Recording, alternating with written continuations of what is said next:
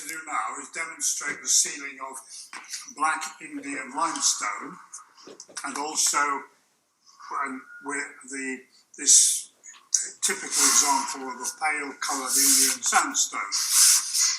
On the black Indian limestone we'll be using a specialised exterior grade solvent based sealant, and on the sandstone we'll be using a penetrative waterborne system.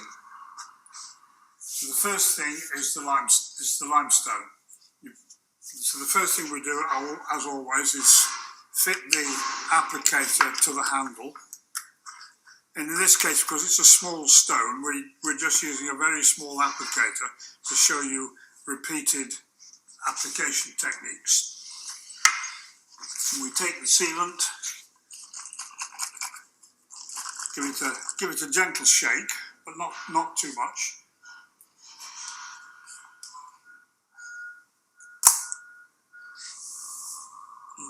Pour a small amount into the tray. Obviously, if you're doing a very big area, you would put more in the tray because you'd have a wide applicator. But this is a small tile, so we're doing it with a small amount of sealant. And we load the blade, squeeze out excess, and start in the middle, spreading the sealant out. The reason why you do that is to avoid having a heavily laden blade at the edges when the sealant will go onto the next tile and dribble out. But by starting in the middle, you've evened it out, and there's less danger of serious overlaps. And you see in the middle it's very uneven, so what we do now is we start to even it out. There's excess in that corner, so we take that up, and then we very lightly spread the sealant across the stone.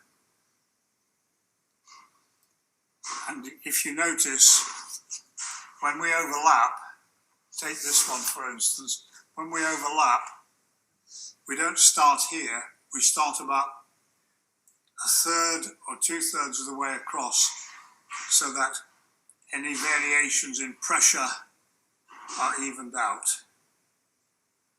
And of course you must look to see you haven't made any mistakes.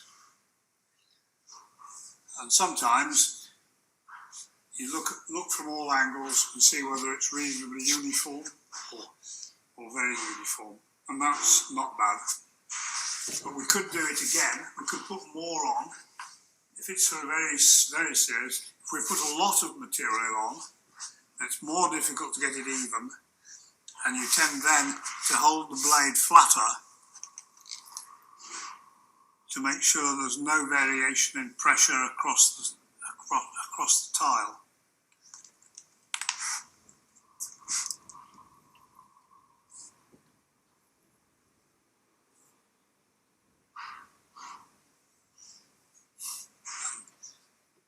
And then perhaps a very slight bit of evening out.